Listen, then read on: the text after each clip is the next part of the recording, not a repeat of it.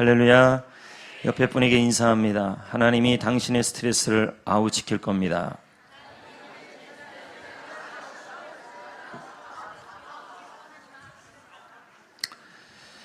일부 반응하고 똑같아요. 계속 아웃 이렇게 일부도 그러더니 똑같습니다. 특히 성가자도 일부에서 많이 아웃 그랬는데 심한 스트레스와 심한 고통 속에서 살고 있는 건지 아닌지 궁금합니다. 하나님은 우리 교회를 사용하시고 저와 여러분을 축복하시는 것입니다. 여러분, 야구를 보면 아웃이라는 용어가 나옵니다. 아웃이라는 말의 뜻은 자격을 잃어버린다라는 뜻인 것입니다. 인생에는 꼭 필요한 것들이 많지만 아웃시켜야 될 것들도 있습니다. 그 힘을 잃어버리고 그 힘의 자격을 상실시켜야 될 것들이 있는 것입니다. 그것이 바로 대표적인 것이 스트레스인 것입니다. 그런데 현대인들이 가장 많이 사용하는 말 역시 스트레스라는 것입니다. 오늘 나 스트레스 있다, 스트레스 받았다, 이건 뭐야, 건들지 말라, 뚜껑 열린다, 이 말인 것입니다. 실제로 영국 산업혁명 연맹의 조사에 따르면 1950년대보다 1990년대에 스트레스로 인한 결근이 6배가 늘었다 그럽니다. 스트레스로 인해 입은 기업의 손해는 노사분규를 인하여 일을 하지 못하여 입는 손해보다 30배가 넘었다 그럽니다. 그만큼 모든 사람들이 스트레스로 고통받고 있다는 말입니다. 스트레스란 무엇일까요? 사전을 뒤져보니 스트레스란 마음의 긴장감과 불안감을 일으키는 모든 형태의 압박을 말하는 것입니다. 오늘은 이 스트레스에 대해서 말씀을 나누고자 합니다. 특히 예수님께서 스트레스에 대해 무엇이라고 말씀하시는지를 알아보고 또 전해보고 나누어 볼 것입니다. 오늘 보면 28절은 수고하고 무거운 짐진 자들아 이렇게 시작하고 있습니다. 이것은 모든 사람들이 수고하고 무거운 짐이 있음을 말하고 있는 것입니다. 그러면 수고하다라는 뜻이 뭘까요? 이것은 두 가지 의미가 있는데 우리의 몸이 육체적으로 고나고 지쳐있다는 말입니다. 또 한 가지는 감정적으로 용기를 잃고 낙담하고 있다는 뜻도 되는 것입니다. 무거운 짐은 누군가에 의하여 지어진 짐 또는 압박을 말하는 것입니다. 당시 유대인들은 로마의 압박으로 인해 정신적으로 지쳐 있었습니다. 또한 바리새인들은 각종 종교적 관행을 주어서 모든 유대인들을 압박시켰습니다. 심리적으로, 육체적으로 유대인들은 고나하고 지쳐 있었고 마음의 용기를 잃고 낙심해 있었습니다. 이들은 심한 스트레스를 받고 있었던 것입니다. 성도 여러분, 당시 유대인들뿐만 아니라 오늘 현대를 살아가는 우리 모든 사람들은 심한 스트레스를 받고 있는 것입니다. 다양한 스트레스를 받는 이유도 다양하게 많습니다. 성도 여러분, 여러분은 어떤 이유로 스트레스를 겪고 있습니까? 지금 여러분은 어떤 스트레스로 힘들어하고 있습니까? 그리고 그 스트레스를 받으면 어떤 결과가 나타날까요? 연구원의 결과에 따르면 사람들이 스트레스를 받는 이유를 5가지라고 얘기하고 있습니다. 첫째는 물리적 환경 요인이다. 소음이죠. 너무 시끄러운 것입니다. 층간의 소음이나 또 아이가 너무 떠들거나 차를 타고 갈 때도 뒤에서 애들이 너무 떠들면은 이거 스트레스지 않습니까? 그러나 애들은 조잘조잘 되지 않습니까? 그것도 스트레스고, 기온이 갑자기 올라가거나 기온이 내려가거나 공기가 오염되거나 미세먼지가 생기거나 이 다 것이 스트레스가 된다는 말입니다. 또 한 가지 두 번째 요인은 조직의 요인인 것입니다. 직업의 요건이나 역할, 또한 조직의 분위기와 갈등, 관심의 부족, 이 모든 것이 우리 모두에게 스트레스가 된다는 것입니다. 세 번째는 직무와 관련된 요인입니다. 역할에 대한 갈등, 역할의 모호성, 내가 해야 될 역할이 있는데 그 역할을 누군가 또 하고 있는 것입니다. 여기에서 또 스트레스를 받게 되는 것이죠. 업무의 능력에서 나오는 갈등. 네 번째는 개인 관련 요인도 있습니다. 개인의 능력이 떨어지거나 자신의 성격이나 또는 능력이나 경험의 부족이나 능력의 한계에서 오는 압박을 뜻하는 것입니다. 공부할 때나 직장 생활할 때나 사업을 할 때나 이런저런 능력의 한계로 올 때 우리는 심한 스트레스를 겪기도 하는 것입니다. 5번째 요인은 그 외의 요인도 있습니다. 가족 때문에 생기는 스트레스, 또는 이사해야 되고 이사 받아야 되고 이사 가야 하고, 경제적 지위가 낮고 잃어버리고 지위를 잃어버릴 것, 이 모든 것도 스트레스가 되는 것입니다. 사회적 백이 부족하고 배경이 부족하는 것도 스트레스의 요인이 되는 것입니다. 그런데 문제는 스트레스를 그냥 두면은 우리의 몸과 마음이 망가지게 된다는 데 문제가 있는 것입니다. 그래서 심리학자들은 이런 말까지 합니다. 스트레스는 무언의 살인자다. 말은 하지 않지만 아무 소리도 없지만 스트레스가 가만 내버려 두면 가랑비가 옷을 젖듯이 한참 두면 옷을 젖듯이 스트레스를 조금 쌓이다 보면, 스트레스가 조금 쌓이다 보면 어느덧 병이 깊어서 어느덧 돌이킬 수 없는 상태까지 이르게 된다는 것입니다. 나중에는 하찮은 순간이 는다는 것입니다.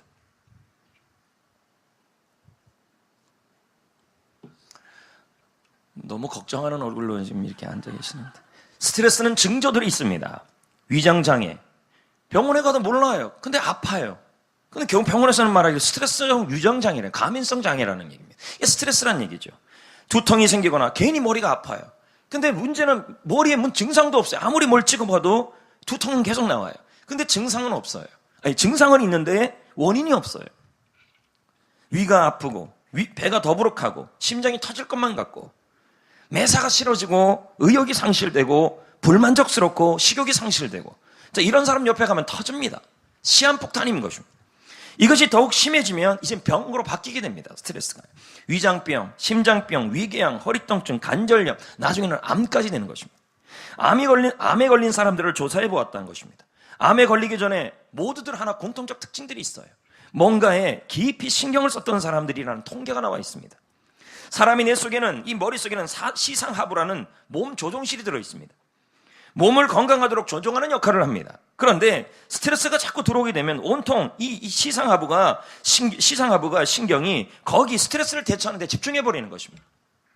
평상시에 우리 몸에 암세포들이 발생하면 우리는 모두 암세포들을 갖고 삽니다. 다 있습니다. 그런데 몸이 건강하고 스트레스가 적어지면 자연 살아세포가, NK세포가 자동적으로 나와 이 암세포들을 날마다 잡아먹어버립니다. 그런데 스트레스가 너무너무 많아지면 그것과 싸우느라고 암세포가 생기는 것을 잡을 여유가 없어요. 스트레스랑 싸우라고 암세포를 싸울 여유가 없다는 것입니다. 그래서 병이 되는 것입니다. 지금 사망의 원인들을 보면 1위가 뇌졸중, 2위가 심장병, 3위가 암, 4위가 교통사고, 5위가 자살입니다. 근데 이 모든 5가지 원인들을 보면 다 스트레스가 원인입니다. 뇌졸중 걸리는 것도 거의 스트레스고, 심장병 걸리는 것도 스트레스고, 암이 걸리는 것도 스트레스고, 교통사고 당하는 것도 스트레스가 많으니까 괜히 운전하다 그렇게 되는 거 아니겠습니까? 자살도 마찬가지입니다. 스트레스는 몸과 마음의 가장 큰 적이 되는 것입니다.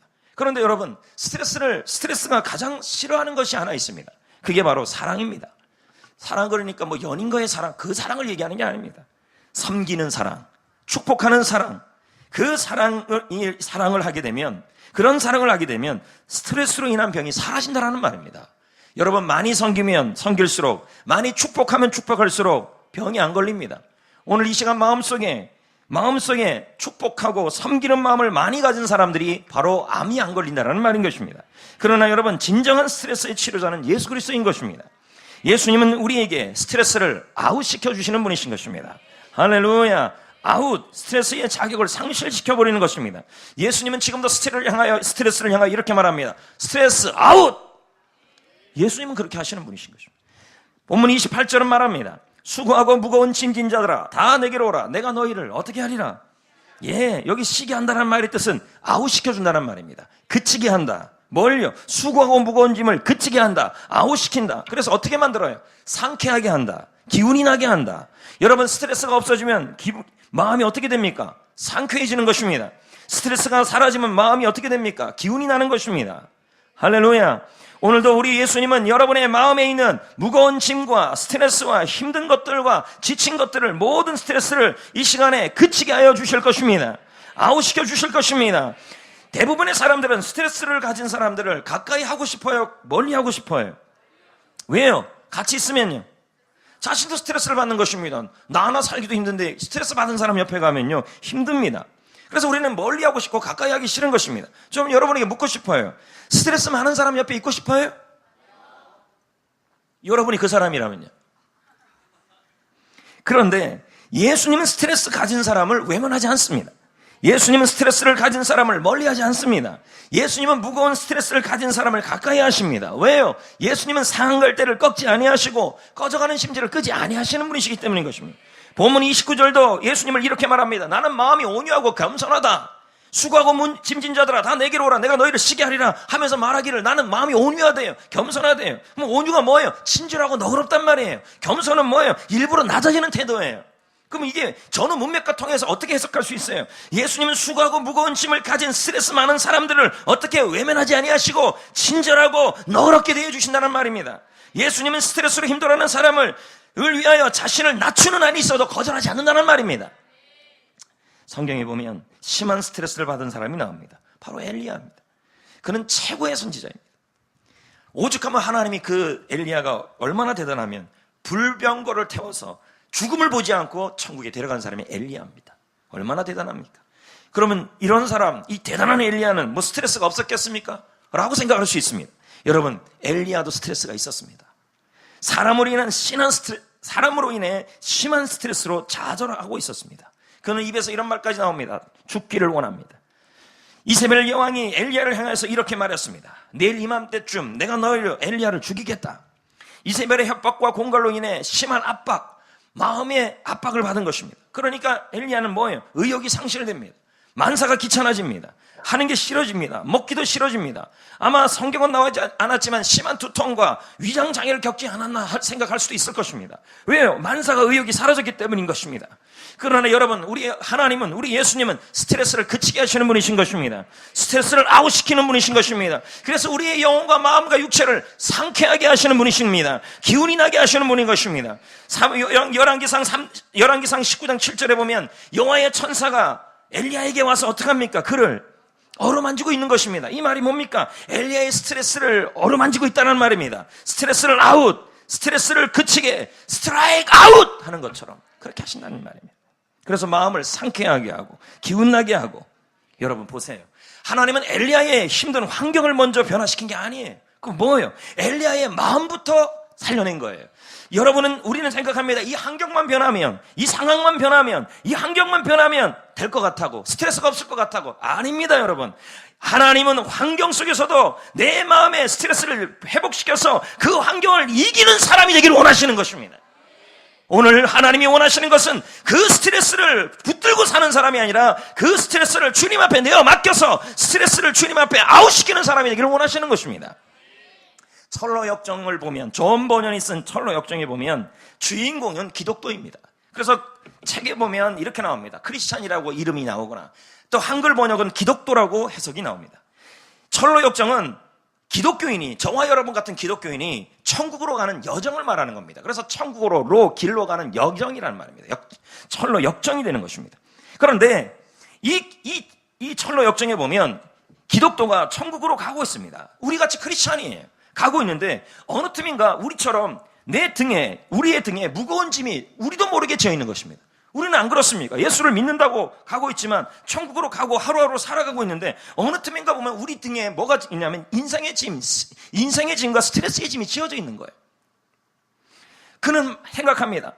그 책에 보면, 철로 역정에 보면 아무리 그 무거운 짐을 벗으려고 해도 벗어지지 않는 거예요. 자, 생각해 보세요. 그냥 걷기도 힘들어요, 안 힘들어요?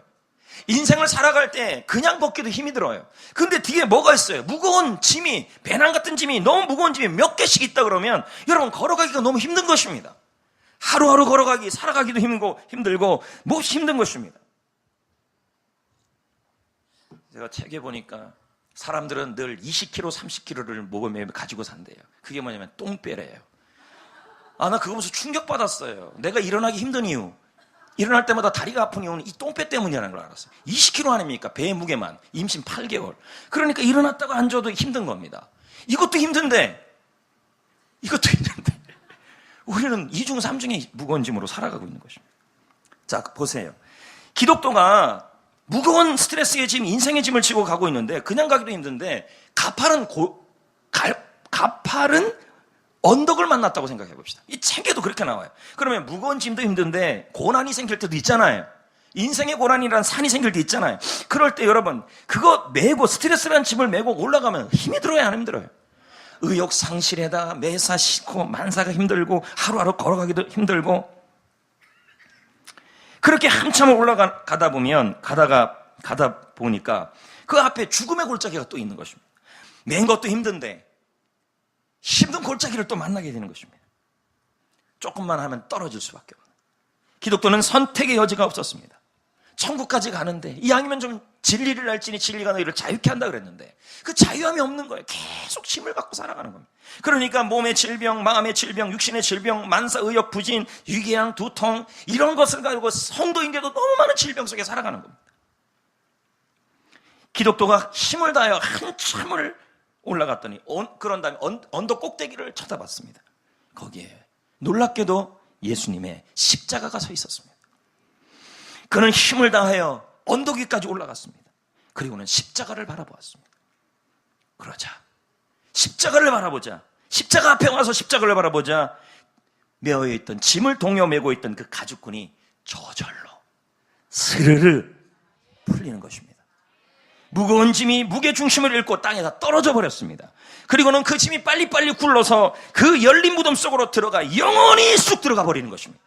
그 철학적에 나오는 얘기예요. 아무리 내려놓으려고 해도 그 무거운 짐이 풀리지 않았는데 십자가의 언덕 위에 올라와 예수님 앞에 나오자 그의 눈앞에서 그 스트레스의 짐이, 그 무거운 짐이 영원히 사라져버린 것입니다. 성도 여러분, 지금 우리 모두 스트레스가 있습니다. 여러분에게 어떤 스트레스가 있습니까? 무슨 압박을 지금 받고 있습니까?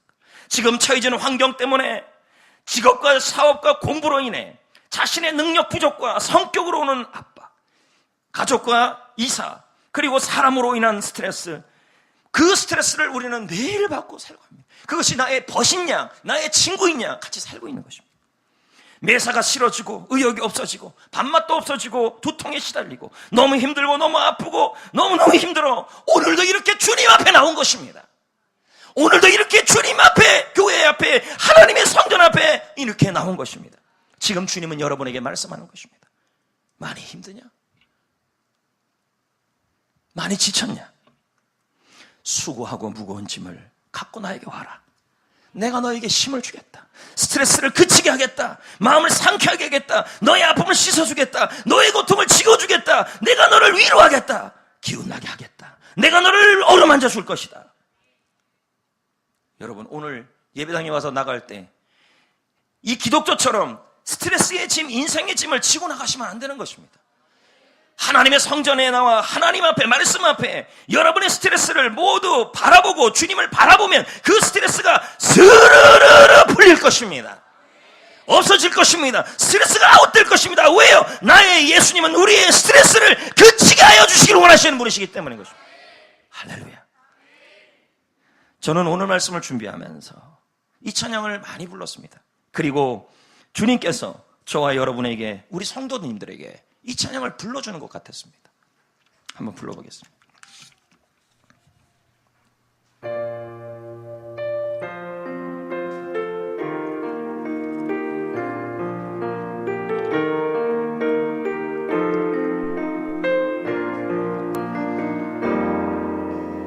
너의 눈물 닦아주리라. 너의 한숨 거둬주리라. 너의 아픔 씻어주리라. 너의 고통 지워주리라. 내가 너를 사랑하리라. 내가 너를 도와주리라. 내가 너를 위로하리라. 내가 너와 함께하리라.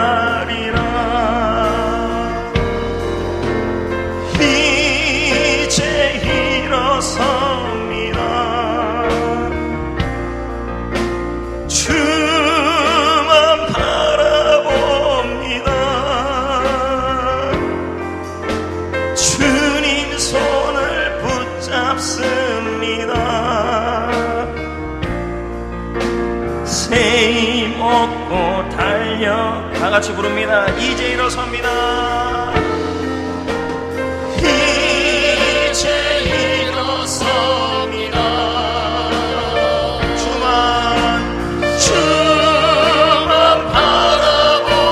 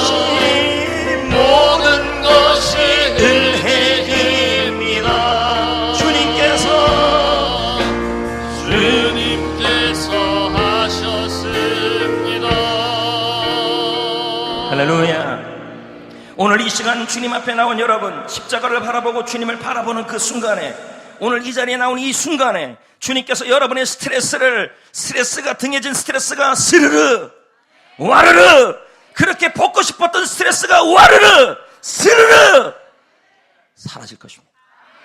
그리고 여러분은 상쾌해지고 기운이 날 것입니다. 그런데 여러분, 하나님 예수님께서는 스트레스를 물론 이렇게 여러분의 마음을 만지고 풀어지기도 하시지만 스트레스를 이기는 방법까지 주셨어요. 그래서 우리가 이 방법을 사용하면 조금 더 빨리 스트레스가 사라진다는 말입니다. 그게 무엇일까요? 29절 말씀을 보겠습니다. 나의 멍에를 메고 내게 배우라. 그리하면 나의 마음이 쉼을 얻는다. 이 말은 뭘까요? 멍에를 가지고 배우는 사람에게는 쉼이 더 빨리 일어난다는 말입니다. 주님이 무거운 짐을 갖고 와도 우리를 만져주시지만 주님이 주시는 멍에를 배우면 우리가 마음의 쉼을 더 빨리 얻을 수 있다는 말입니다. 그러면 예수님의 멍에는 뭘까요? 성경에서 말씀하시는 원리를 말합니다. 물론 제자 훈련이 될 수도 있습니다. 그러나 전후 문맥을 통해 본다면 쉼에 대한 성경의 원리를 배우라는 말입니다. 할렐루야. 그럼 쉼에 대한 성경의 원리가 뭘까요? 신구약 성경을 통하여 쉼에 대하여 하나님 주신 원리, 스트레스 해소법을 찾으라는 말입니다. 성경적 원리라는 말입니다. 그 첫 번째 원리가 뭐냐면 지나가리라 해소법입니다. 자, 볼까요? 베드로전서 1장 6절입니다. 너희가 이제 여러 가지 시험으로 말미암아 뭐한대요? 잠깐 뭐한대요? 그러면 여러 가지 시험이 오래된다는 말이에요? 잠깐이란 말이에요? 지나간다는 말이에요? 멈춘다는 말이에요? 그렇다니까요. 우리의 모든 어려움들이나 고난이나 이 모든 것은, 이 스트레스가 생기는 모든 일들은 잠깐 있다가 지나가는 일이라는 거예요. 압박준이 올 때마다 우리는 어떻게 하라는 말입니까? 지나가는 거다. 지나갈 거다. 강문호 목사님은 그의 책에서 이걸 뭐라고 표현하고 있냐면 다윗식 해소법이라고 합니다. 다윗식 해소법. 왜 이런 말을 하냐? 그의 책에 보면 다윗은 아들 압살롬이 죽이려고 할 때마다, 아들이 죽이니 얼마나 스트레스가 많겠습니까? 이런 일이 있을 때마다 이렇게 얘기했다는 거예요. 이것 또한 지나가리라. 이것 또한 지나가리라. 이거 제가 한번 얘기한 적이 있을 것입니다. 예전에 제가 한번 설교 시간에 다윗 왕이 수많은 전쟁에서 성공과 실패를 거듭했던 경우, 이게 미시나 미드라스에 나오는 내용입니다. 그러던 어느 날 세공 장인에게 아름다운 반지 하나를 만들어 오라 그랬습니다. 기억나시죠? 제가 이런 얘기 한 적이 있습니다. 안 나도 은혜고요. 내가 전쟁에서 승리할 때는 교만하지 않고, 여러분 잘 될 때는 교만하지 않아야 되고, 힘들 때는요 절망하지 않을 반지를 하나 만들어 오래요. 그리고 거기다 글귀 하나를 넣어달래요. 스트레스를 이기는 거예요. 이기는 방법을요. 아무리 생각해도 글귀가 떠오르지 않자 지혜롭기로 소문한 솔로몬에게 찾아갔더니 솔로몬이 토라의 주석서인 미드라시에서 나오는 구절 하나를 알려줬어요. 그게 뭡니까? 이 또한 지나가리라. 이 또한 지나가리라. 다윗은 실패해도 좌절하지 않고, 실패할 때도 이거 곧 지나갈 거야. 성공하면요, 승리하면요, 승리도 오래가지 못해. 겸손하게 하고. 그래서 평생을 이 반지를 가슴에 묻어놓고 살았다는 거예요. 여러분, 이건 성경적 스트레스 해소법입니다. 여러분, 스트레스가 올 때마다 우리는 어떻게 해야 될까요? 이 또한 지나가리라. 아멘. 존 고든의 에너지 스쿨이라는 책에 보면 스트레스를 이기는 방법을 제시합니다. 이게 바로 우리가 지금 말하는 다윗식 해소법과 유사합니다. 그게 뭐냐? 심호흡입니다. 숨을 길게 들어 마시고 길게 내뱉으라는 거예요. 스트레스가 올 때마다. 갑자기 스트레스 올 때마다 흥분해갖고 직진하지 말라는 말입니다. 심호흡을 하래요. 이렇게 해요. 예? 네? 그러면서 어떻게 해야 돼요? 이 또한 지나가리라. 마음으로 되뇌이라는 말입니다. 네? 사람은 원래 짧은 심을 씁니다. 그러나 긴 호흡을 하면요, 무슨 유익이 있냐면 마음이 정돈정리가 된다는 말입니다. 할렐루야?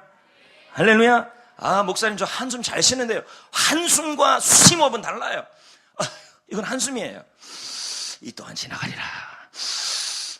가만히 있어도 코가 막 들어가잖아요. 이 또한 지나가리라.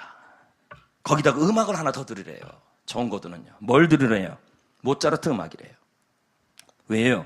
모차르트 음악은 뇌를 개발하고 창의력을 높인다는 연구 조사가 나왔어요. 그래서 제가 요즘 모차르트 음악을 좀 들으려고 그러거든요. 그랬더니 누가 그러더라고요. 알거든요. 모르고 들어요. 모차르트 음악에 무슨 교화가 있는지도 몰라요. 단 하나 이유입니다. 뇌가 좋아진다니까. 창의력이 좋아진다. 그냥 듣는 거예요. 애들도요, 공부할 때 괜히 서태지와 아이들 트는 게 아니라 이거 틀어놔야 돼요. 근데 더 좋은 음악이 있어요. 폴 투루니에는 말하기를 영혼을 치유하는 놀라운 효과가 있는 음악이 있는데 그게 찬양이라는 거예요.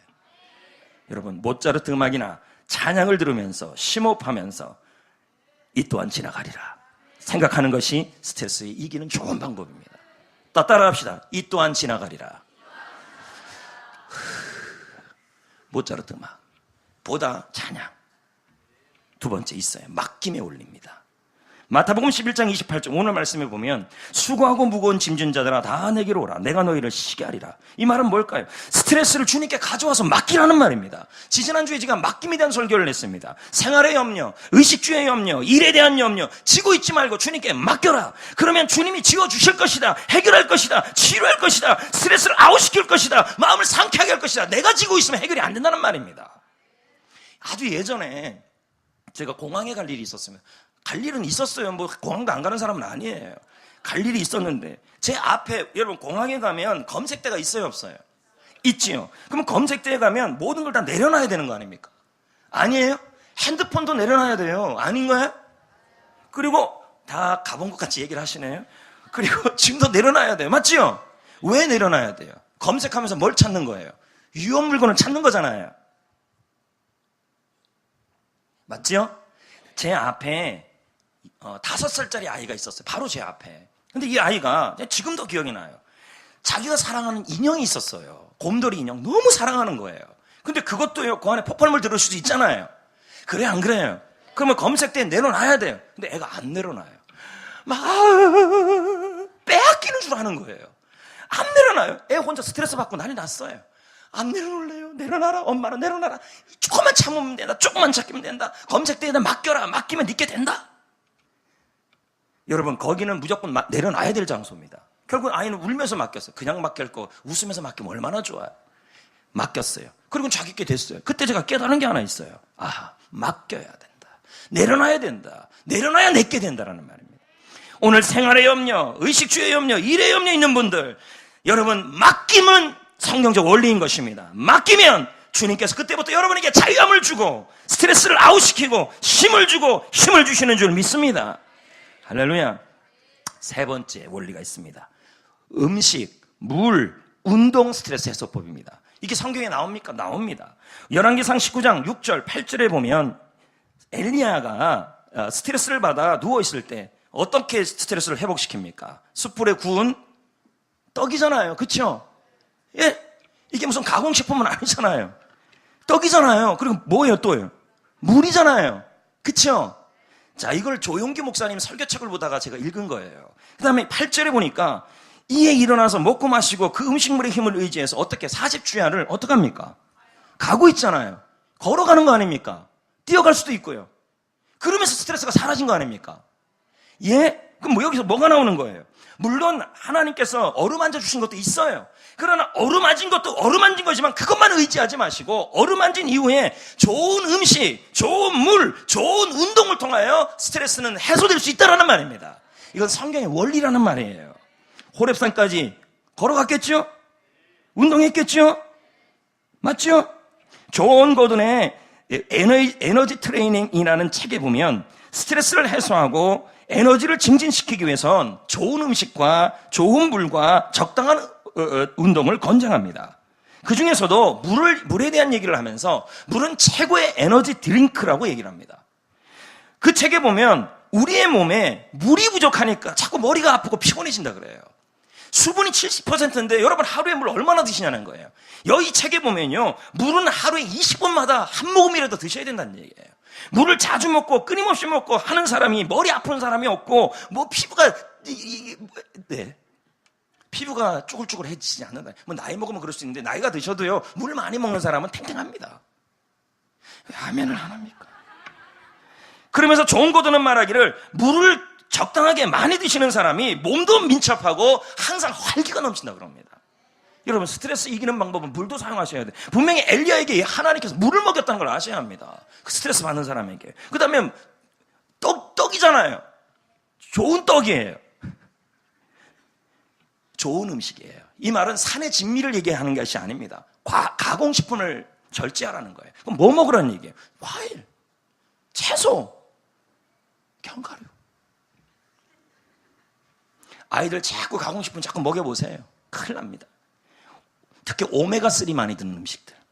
왜요? 오메가3 많이 드는 음식은요, 사람을 기분 좋게 만들고 행복하게 만드는 세로토닌을 분비시킵니다. 그래서 오메가3는 어디에 많이 들어있어요? 호두.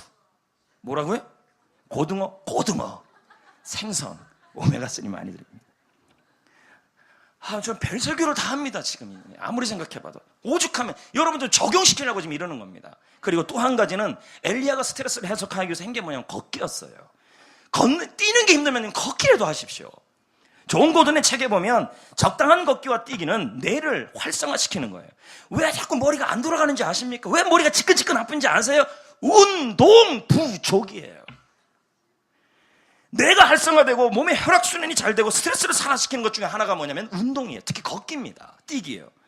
저는 지지난주에 책 한 권 읽었습니다. 몸이 먼저다. 한근태 교수의 책입니다. 그 책에 보면 그분이 이런 말을 해요. 운동하는 사람, 걷기, 뛰기 하는 사람은 화를 내지 않는다는 거예요. 화가 왜 많은지 아세요? 운동 안 하니까 스트레스 해소가 안 돼요. 뛰기만 해도요, 머리가 맑아져요. 목사님이나 하세요? 하니까 지금 얘기하는 거 아닙니까? 그 책에 보면 이렇게 나와요. 얼굴이 달라져요. 이 말은 괜히 얼굴이 탄탄해진다는 거예요. 그러니까 운동 많이 하는 사람 치고 피부가 안 나쁜 사람이 없어요. 동안이 돼요. 한근태 교수 책에 나오는 얘기입니다. 왜 지금 우리 얼굴이 다 쭈글쭈글한지 아십니까? 운동 부족이에요. 목사님 언제부터 운동한다고 그렇게 하십니까? 올해부터 했어요. 왜요? 운동하면 한근태 교수의 책에 보면요, 사람 이상하게 자신감이 생긴다는 거예요. 그리고 잔병이 없어요. 그러면서 왜 그 책에서 말하기를 이런 말을 해요. 지식도 영혼도 정신도 몸이 건강해야 쓰일 수 있지. 몸이 안 좋은데 어떻게 좋은 지식이 쓸 수 있냐는 거죠. 몸이 아프거나 무너지면 별 소용이 없다는 거예요. 여러분 생각해 보세요. 지금 돈 버느라고 건강 다 해치고, 그리고 뭐 이것저것 하느라고 건강 다 해쳤어요. 나중에 그 돈 보면 뭐합니까? 몸은 다 아이고 이러고 있는데. 박완서 소설가의 책에 보면 이런 얘기를 들어보세요. 젊었을 때 내 몸은 나하고 친구였다. 나이 들면서 내 몸은 나에게 삐지기 시작했다. 늙음하게 내 몸은 한평생 짐질고 살아야 될 무서운 상전마마가 돼버렸다. 무슨 뜻인지 알겠습니까? 운동을 적당하게 해놓지 않으면 이건요, 성경적 방법이에요. 바쁠수록 운동해야 돼요. 운동 시간이 없어서가 아니에요. 운동하지 않기 때문에 더 바빠지는 거예요. 왜요? 병원 자꾸 가야 되니까. 자꾸 지치니까. 자주 아프니까. 잘못된 의사결정에. 여러분 운동만 똑바로 해도, 저는 운동하다가도 아이디어가 생겨요. 운동의 중요성이 뭐냐면 자꾸 운동하다 보면요, 정신이 맑아져요. 일주일에, 할렐루야, 일주일에 하루에 30분, 일주일에 적어도 3번, 통계가 그렇습니다. 일주일에 3번 30분은 걸으십시오. 정말 중요합니다. 지금 돈 벌려고 그렇게 열심히 하는데 몸 다 망가지면 뭔 소용이 있습니까? 공감을 안 하시네. 넷째, 적당하게 쉬어줘야 됩니다. 왕상 19장 6절. 오늘부터 돌아가서 모두들 아파트 앞에서 30분씩 걷기를 축복합니다. 왜요? 이게 성경적 방법인데요. 미루지 마세요. 괜히 배만 나와서 저처럼 20km씩 끌고 다니면요, 스트레스도 많은데 이것까지 하면 더 힘들어요. 걸으십시오. 적당한 쉼입니다. 왕상 19장 6절. 다시 누웠더니. 이게 뭡니까? 쉼을 또 줬다는 얘기예요. 적당한 쉼도 필요하다는 것입니다. 스트레스에 대한 실험을 했습니다. 냉동실에 쥐를 넣었습니다. 그랬더니 스트레스를 받기 시작하는 겁니다. 쥐가. 이때 나타나는 현상이 심리학에서는 경계 반응기입니다. 이제 스트레스에서 경계하기 시작한다는 거예요. 이때 콩팥 밑에 있는, 여기에 양쪽 다 있어요? 일부는 아무 소리도 안 했는데, 콩팥 밑에 있는 부신피질이 있는데, 그 부신피질에서 스트레스를 이길 수 있는 방어 호르몬이 그때 나오기 시작해요. 방어 호르몬이 나오면 몸을 피곤하지 않게 만들어요. 그래서 운동선수들이, 박태환 선수나 이런 선수들이, 운동선수들이 무슨 호르몬 주사를 맞는다 그러잖아요. 그 주사를 맞으면 뭐예요? 실력이 향상돼요. 왜요? 스트레스를 이기는 능력의 호르몬입니다. 방어 호르몬이에요.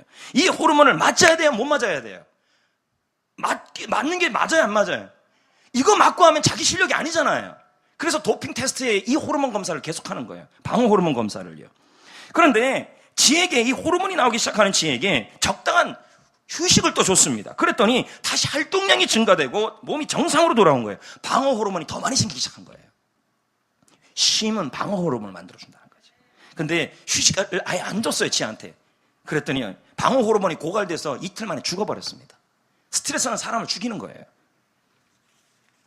사람 역시 피로 곤비기, 즉 만성 피로가 지속되면 위궤양에 걸리게 됩니다. 면역력이 떨어지고 병에 걸릴 만반의 준비를 하게 되는 것입니다. 그러므로 적당한 쉼은 스트레스를 해소에 필요한 것입니다. 저 역시 스트레스가 올 때가 있습니다. 각종 스트레스로 긴장감이 몰려올 때도 있습니다. 목회적 스트레스가 올 때도 있습니다. 그럼에도 불구하고 스트레스가 아웃되고 기운을 내고 있는 그 이유가 바로 이 원리를 사용하고 있기 때문인 것입니다. 이 또한 지나가리라. 그리고 찬양을 들으면서, 때로는 모차르트 무슨 음악인지 하나도 몰라. 근데 그게 모차르트라니까 그냥 듣는 거예요. 들으면서. 또는 찬양을 더 많이 들어요. 들으면서 이 또한 지나가리라. 또 물을 자주 먹습니다. 물을 계속 먹어요. 전 물 자주 안 먹었습니다. 예전에 정말 무식하게 일을 했을 때는 원리를 모르니까 그냥 물도 안 먹고 운동도 안 하고 그냥 주구장창 앉아서 일하는 게 맞는 건 줄 알았어요. 근데 이제 알고 보니까, 책을 읽어보니까 그게 아니더라는 거예요. 물도 많이 먹고 운동도 적당하게 하고 쉬어도 줘야지만 이 몸이 감당해요. 여러분, 그렇게 하셔야 합니다. 그리고 가공식품 멀리 하세요. 가끔 라면 드십시오. 대신 견과류, 과일, 아까 무슨 등어? 고등어. 운동도 여름이지만 꾸준히 좀 하십시오. 아셨습니까? 적당하게 좀 쉬시고. 우리 교회는 알아서 쉬어야 합니다. 알아서 쉬십시오. 저도 알아서 쉽니다. 올해 제가 안식월이 있었지만 알아서 월요일날 잘 쉬고 그랬습니다. 이제 말씀을 맺겠습니다. 우리 모두는 스트레스를 받고 살고 있습니다. 지금의 시대는 스트레스를 피할 수 없는 시대입니다. 하지만 예수님은 스트레스를 그치게 하시는 분이십니다. 스트레스를 아웃 시켜주시는 분이신 것입니다. 그래서 오늘도 상쾌하고 기운 나게 하는 것입니다. 오늘 돌아갈 때 여러분, 주님을 바라보는 사람들마다 스트레스가 와르르 떨어졌을 것입니다. 다시 한번 새 힘이 생겼을 것입니다. 그리고 이제 돌아가서 4가지를 사용하셔야 합니다. 심호흡을 하면서, 음악을 들으면서 이 또한 지나가리라. 그리고요, 일정한 운동을 하십시오. 아무리 먹고 살기 바빠도요, 여러분, 그 돈 벌어놔서 몸 다 망가지면 뭔 소용이 있습니까? 살기 위해서 운동을 하십시오. 30분 정도. 걷기라도 몸이 땀이 날 정도로 하셔야 합니다. 그리고 좋은 음식 가능한 한 많이 드세요. 좋은 음식은 바로 제철 과일, 채소 이런 걸 얘기하는 것입니다. 그리고 물, 순간순간마다 자주 드십시오. 그리고 적당한 쉼을 갖기를 축복합니다. 그때 스트레스가 더 빨리, 더 많이 해소될 줄 믿습니다.